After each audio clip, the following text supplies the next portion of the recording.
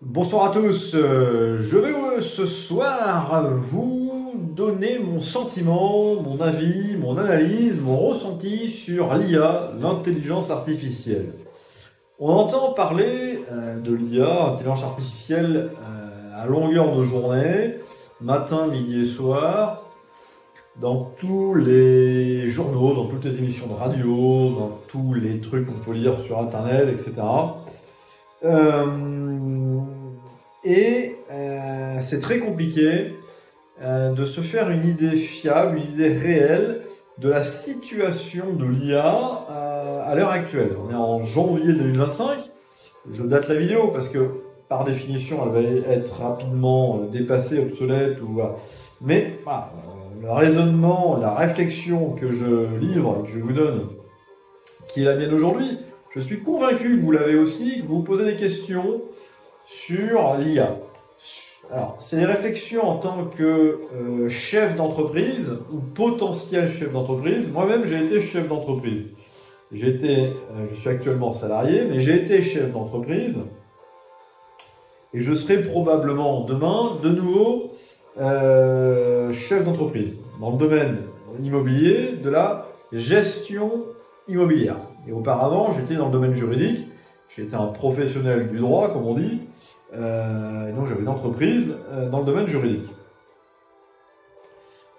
Aujourd'hui, je suis dans la gestion immobilière. Je travaille dans ce qu'on appelle les syndics de copropriété et gestion locative. Donc un travail très administratif et comptable dans lequel on nous prédit que l'IA va tout révolutionner.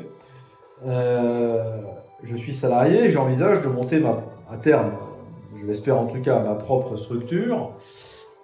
Et donc moi je suis quelqu'un qui réfléchit beaucoup, qui organise beaucoup, qui suit beaucoup dans la préparation. Et donc dans cette perspective, qui est peut-être dans 1 an, 2 ans, 3 ans, j'en sais rien, je suis en train de regarder tout ce qui se passe en termes de logiciels métiers, voilà, je regarde tout ce qui existe. Et par la force des choses, j'ai fini par me concentrer sur l'IA, regarder ce qui existe en matière d'IA, et qu'est-ce qu'aujourd'hui, concrètement, ça change dans mon métier, qu'est-ce qui existe, est-ce que c'est en cours de développement, est-ce que ça va se développer, qu'est-ce que ça va changer, et comment mon métier devrait, a priori, évoluer, être transformé, grâce à l'IA. Donc c'est un peu la réflexion que je mets aujourd'hui. IA et monde professionnel, IA et entreprise en réalité, petite ou grande, je pense que c'est la même question. Comment on se positionne, comment on se situe par rapport à l'IA, qu'est-ce qu'on fait en gros? Tu as une entreprise, ce qui n'est pas mon cas aujourd'hui encore une fois, mais ce qui a été le cas et ce qui je l'espère sera le cas bientôt. Qu'est-ce que tu fais? Comment tu réagis par rapport à l'IA? C'est un peu l'objet de la vidéo, de la thématique de la vidéo.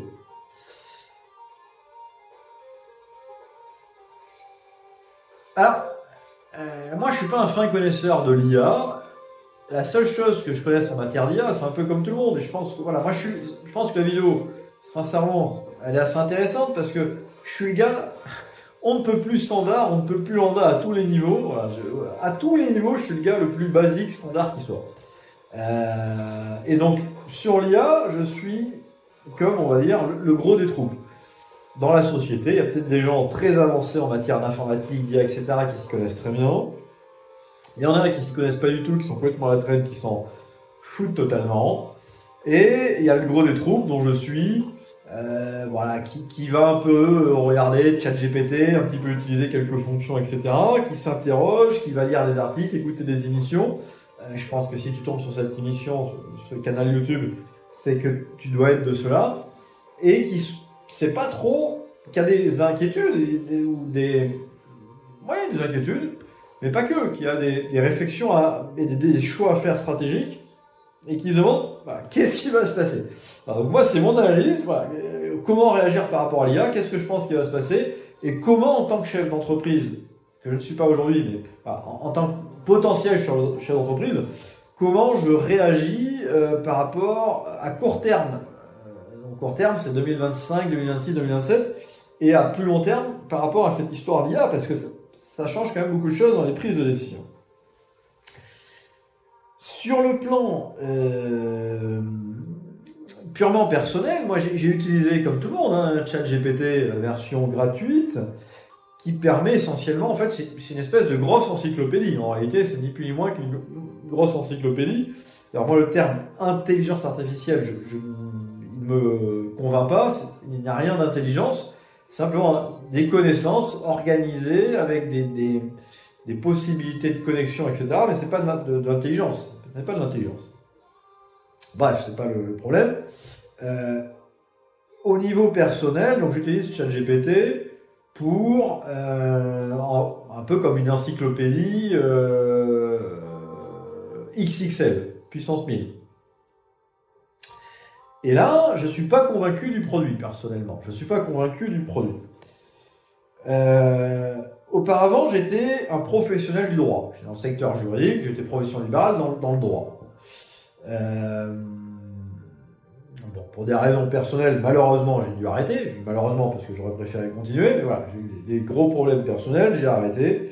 Et maintenant, je fais autre chose. Je suis dans la gestion immobilière, donc syndic de copropriété et gestion locative.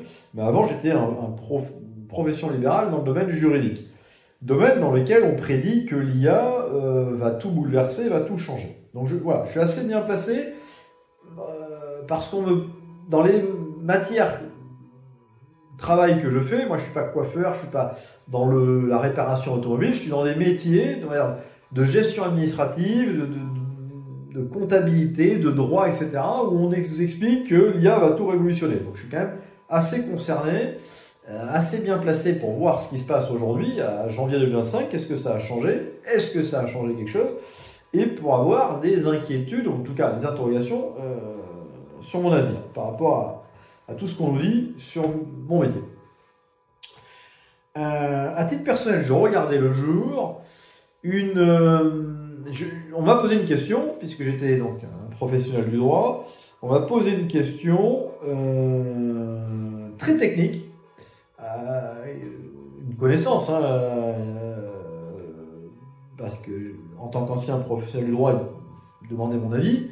Il m'a posé une question très technique en matière de droit des successions et de fiscalité. Une question vraiment très très technique. Alors, je ne vais pas faire un cours de droit, mais le droit, c'est un ensemble. Voilà. Quand on est un professionnel du droit, on connaît globalement les choses, on a une architecture générale dans le cerveau, on comprend comment fonctionnent les règles, mais on ne peut pas connaître toutes les règles par cœur. Voilà. Il y a des codes, code civil, code général des impôts, pour les questions qu'on va poser, qu'on va regarder. On connaît les grandes lignes directrices, les grandes orientations, mais on ne peut pas connaître par cœur chaque règle. Donc là, on va poser une question vraiment très pointue, très technique, à laquelle très sincèrement, il y a des questions automatiques auxquelles on peut répondre très facilement. C'est comme un médecin, un pharmacien qui va délivrer un Doliprane, c'est simple. Et puis, si on lui demande quelque chose de plus compliqué, ça peut être un peu plus technique.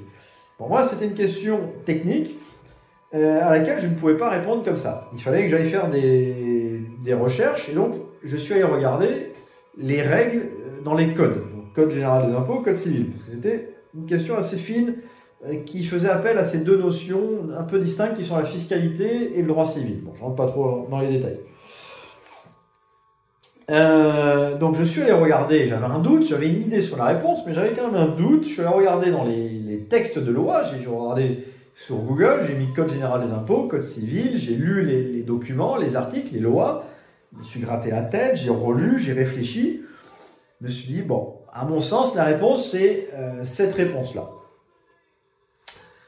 J'avais quand même un doute, et je voulais pas me planter, on me demande alors c'était purement gratuit, mais voilà, moi j'avais envie de délivrer une bonne réponse, parce que dès qu'on répond à quelqu'un, on s'engage, et je voulais pas répondre à côté ou dire une connerie. Donc j'y ai réfléchi et tout, c'était vraiment technique, et je me suis dit, tiens, je vais aller demander à ChatGPT ce qu'il en pense pour confirmer ma position, confirmer ce que je pensais. Donc j'ai posé la question à ChatGPT, Et je lui ai dit, voilà, il y a tel cas, j'ai été précis et tout, vraiment, j'ai pas fait quelque chose de rapide, j'ai vraiment détaillé, clairement, voilà. Et il me fait une réponse. Encore une fois, c'est pas, je lui demande pas quelque chose de général, etc. C'est vraiment un point très technique, très particulier, quelque chose de bien précis. Et sa réponse n'est pas celle que... il y avait deux réponses possibles. En gros, il y avait deux réponses possibles. Et la réponse qu'il me fait, c'est pas la réponse que moi j'ai analysée, c'est pas ce que j'ai compris, c'est pas ce que je pense, c'est pas ce qui, à mon avis, est la bonne réponse, qui est la règle que dit la loi. Donc je suis un peu surpris. Mais ça me met le doute. Je me dis, c'est le ChatGPT, on nous répète à longueur de journée sans cesse que c'est fiable, que ça ne se trompe pas, que c'est très puissant, etc. Donc j'ai quand même un doute, quoi. Je lui réponds à ChatGPT la chose suivante, je lui mets textuellement je ne suis pas sûr, et je fais un copier-coller des différents articles de loi relatifs que j'avais lus et qui sur lesquels qui doivent emmener la réponse. Donc je ne suis pas sûr, et je fais un copier-coller des textes de loi. Et j'appuie sur Enter. Et là, il me fait ChatGPT une réponse. Effectivement, je suis désolé, ou quelque chose comme ça, je me suis trompé. Enfin bon, bref, il comprend qu'il s'est trompé. Et là, il me fait une analyse, il me met ma réponse avec une analyse en joignant le justificatif. La règle dit ça, l'autre règle dit ça, si on lit les règles, ça fait ça, ça, ça, etc. Et il arrive à la même conclusion que la mienne. Bon. Alors, ça ne me rassure pas, parce qu'il s'est trompé en réalité. ChatGPT s'est trompé sur une question très technique. Donc effectivement, sur les questions générales, sur une demande, fais-moi un exposé sur telle chose, donne-moi telle... voilà, il va y arriver. Mais dès qu'on est sur quelque chose de subtil, de fin, de pas évident, il se trompe. Et s'il se trompe là-dessus, on n'a plus confiance. Moi, j'ai plus confiance. Je peux plus rien lui demander en réalité. Parce que si dans une question technique, il se trompe, il peut se tromper potentiellement sur toutes les questions que je peux lui poser. Donc, je n'ai plus confiance dans les réponses de ChatGPT. Bon, ça, c'était pas le point le plus important, mais c'est ce que je voulais dire en introduction. On nous vend une technologie. Je suis pas contre l'IA, contre ChatGPT ou toutes les autres intelligences artificielles. Ça va révolutionner beaucoup de choses dans le monde du travail, beaucoup de choses dans la vie de tous les jours, même énormément, j'en suis convaincu. Mais voilà, à l'heure actuelle, on nous vend un produit qui serait extrêmement performant, extrêmement fiable. Moi, dans ma pratique, quand je pose des questions très techniques, c'est pas fiable, il y a toujours des erreurs. Là, je vous prends ce cas de figure, mais il y a d'autres cas où j'ai pu voir qu'il y avait des erreurs. Donc, on est en janvier 2025. Pour moi, le truc ne marche pas, n'est pas fiable dans de simples questions. Je ne demande même pas de faire des tâches, d'organiser ma comptabilité, de faire des documents. Voilà, une simple question juridique, technique, il répond à côté. C'est quand même embêtant.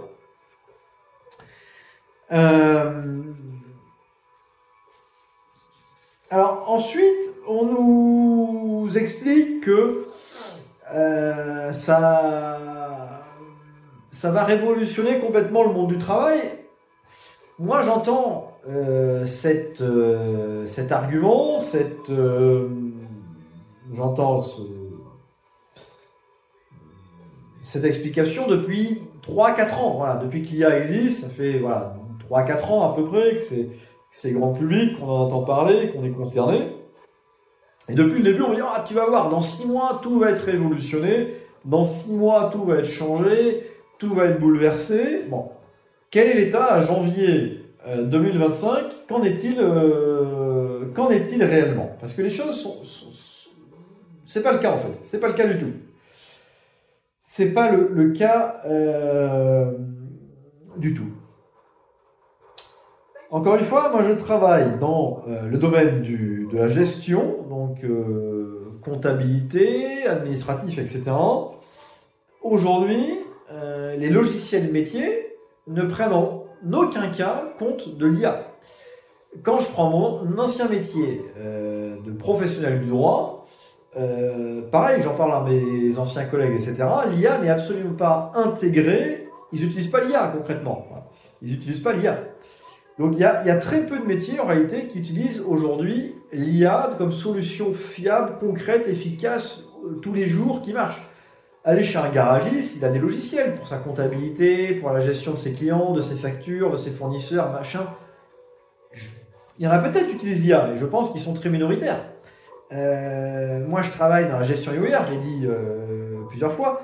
On n'utilise pas l'IA là où je travaille. Et dans les autres entreprises, les autres compagnies, les autres sociétés, ils n'utilisent pas l'IA. Et quand j'interroge, parce que moi j'ai envie de monter une entreprise, c'est pour ça que je pose la question, quand j'interroge ceux qui font les logiciels métiers, c'est-à-dire qui nous donnent les logiciels informatiques, etc., c'est très peu avancé en matière d'IA. Ils vous mettent tous de l'IA dans tous les sens. Ah, IA, IA, IA. En fait, il n'y a que les lettres IA.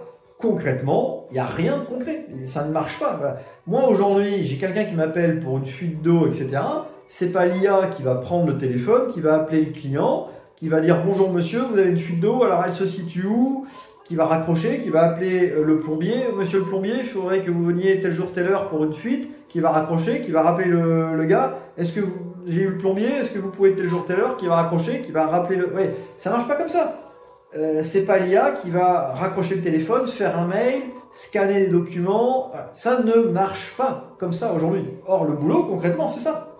Moi, mon boulot, il est celui que je viens de vous décrire. L'IA ne le fait pas. Alors, je ne dis pas qu'elle ne le fera jamais. Peut-être qu'un jour, il y aura un robot qui va se lever, qui va prendre des papiers, comprendre qu'il faut les dégrafer, les mettre dans le scanner, scanner tout ça, le mettre dans l'ordinateur, que tout se dispatche dans tous les logiciels informatiques. Mais aujourd'hui, ça n'est pas le cas. Un autre exemple, à titre individuel. Chaque année, je dois faire une déclaration pour j'ai une SCI. Et il y a une multitude de papiers à faire auprès des impôts, pour la SCI, auprès des impôts à titre personnel, à titre professionnel, auprès du greffe du tribunal de commerce, auprès du comptable, auprès de 1000 organismes. Aujourd'hui, il n'y a pas un bouton où j'appuie où l'IA me fait tout. Il n'y a rien, ça n'existe pas. J'aimerais, parce que ça me ferait gagner du temps, mais ça n'existe pas. Ça n'est pas le cas. Alors peut-être encore une fois que demain, ça sera le cas, mais on en est très loin. Là où je veux en venir, c'est qu'on en est très loin, et on nous bourre le mou avec ce qu'il y a en disant que ça résout tous les problèmes. Aujourd'hui, ça ne résout rien de concret dans les petites entreprises. Je ne dis pas qu'il y a, je n'y crois pas, ça va marcher, ça va fonctionner, mais il ne faut pas mettre la charrue avant les bœufs, et aujourd'hui, ça n'est pas le cas. Donc, encore. Et si ça n'est pas le cas encore, et si ceux qui vendent les logiciels, etc., n'ont pas encore, ne vous parlent même pas à vous, clients, moi, potentiel client, de solutions concrètes d'IA, c'est qu'on en est très loin, parce qu'il faut d'abord que eux mettent ça en place, qu'ils vous vendent les solutions, qu'ensuite on les appréhende, que ça fonctionne, qu'on forme nos collaborateurs quand on est nos clients, etc. Donc, on est très très loin de la situation où l'IA va tout révolutionner. Ça va quand même prendre beaucoup de temps. Là où je veux en venir, c'est que ça va se faire, j'en suis convaincu, mais ça va être plus long, bien plus long que ce qu'on nous dit. Donc, je crois qu'il ne faut pas trop paniquer en tant que chef d'entreprise, parce qu'en tant que chef d'entreprise, que je ne suis pas encore, mais que je saurai, que j'ai été, que je saurai prochainement, j'espère et je pense, on se pose des questions, on dit comment ça va évoluer, qu'est-ce que je dois faire, comment je dois me positionner par rapport à l'IA, quelles décisions je dois prendre. Alors moi, ça n'est que ma petite analyse et mon petit cas de figure, hein. Mais comment je vais faire et qu'est-ce que je crois qu'il faut faire. Je pense qu'il ne faut pas trop se précipiter. Le problème majeur dans l'IA et qui va avoir lieu, il y en a trois en réalité. Le premier problème, c'est à quel moment je dois changer mes process, passer à l'IA avec tout ce que ça entraîne. Parce que quand on passe à l'IA, c'est pas simplement un terme et une amélioration informatique, c'est un changement global d'organisation d'entreprise, d'organisation de ses salariés, avant tout, mais aussi des clients, des fournisseurs, etc. Donc c'est un changement global. À quel moment je pars là-dedans, dans cette nouvelle direction? Première question. Deuxième question qui va se poser ensuite, les choses vont évoluer, ils vont évoluer rapidement. Et à partir du moment où vous allez partir dans une direction, vous allez opérer un changement majeur en intégrant de l'IA dans votre nouveau processus, à cet instant même, ça va déjà être obsolète parce que les choses vont très vite. C'était le cas avec Internet, mais encore plus avec l'IA. C'est exponentiel. Et à partir du moment où vous allez faire un changement, ça sera déjà obsolète. Et déjà, il faudra penser au prochain changement. Et c'est ça qui est vertigineux. Et vous vous dites, est-ce que j'y vais, est-ce que j'y vais pas? On est obligé d'y aller, sinon on perd vis-à-vis de la concurrence. Mais si on y va trop tôt ou au mauvais moment ou trop fréquemment, ça coûte cher en argent pur, en cash, mais aussi en énergie et en restructuration. Donc à quel moment je dois opérer les changements et à quelle fréquence, deuxième question, je dois les faire? À quelle fréquence je dois opérer ces changements? Tous les 6 mois, tous les ans, tous les 2 ans? Et donc ça va être, en définitive, à l'avenir, le bon chef d'entreprise, c'est celui qui va savoir bien s'adapter et faire les changements, les transitions au bon moment. La troisième question qu'on se pose, c'est quel budget, quel argent j'y mets? Parce que moi, j'ai entendu les entreprises où ils sont allés tout sur l'IA à fond. Ils ont eu peur, ils ont dit « Ouh là là là, nous on va pas être les derniers, on va être les premiers, on va à fond sur l'IA, on y va à fond la caisse. » Alors certaines ont bien fait et ont eu de gros bénéfices grâce à ça, mais il y en a d'autres qui ont coulé. Moi, je connais des entreprises, des grosses entreprises, qui ont coulé parce qu'ils ont mis des budgets IA phénoménales. Ça n'a pas eu les gains escomptés, il n'y a pas eu les réductions de personnel espérées, il y a eu des problèmes techniques, enfin ça a été un bordel inouï, et là, les boîtes ont coulé. Donc c'est très compliqué de se positionner par rapport à cette IA, et qu'est-ce qu'on doit faire, quelle position on doit adopter. Alors moi, à mon avis, contrairement à ce qu'un peu la vidéo peut laisser penser, mon avis c'est qu'il faut être, et c'est ce que je vais faire là, sur les prochains mois, alors j'ai autre chose à faire en amont, j'ai changé un peu de secteur d'activité, donc là je suis en train d'apprendre un nouveau métier en quelque sorte, donc je suis en train de me focaliser là-dessus. Une fois que j'aurai terminé cet apprentissage que je suis en train de faire, mon but c'est d'être ultra calé en matière d'IA. Et je crois qu'il faut être un cadre de l'IA en réalité. Il faut comprendre tous les mécanismes de l'IA, tout ce qu'elle peut faire, pour pas s'en remettre à d'autres personnes. Les autres personnes, c'est qui? C'est soit des consultants indépendants qui vous disent voilà, on va faire ci, on va faire ça.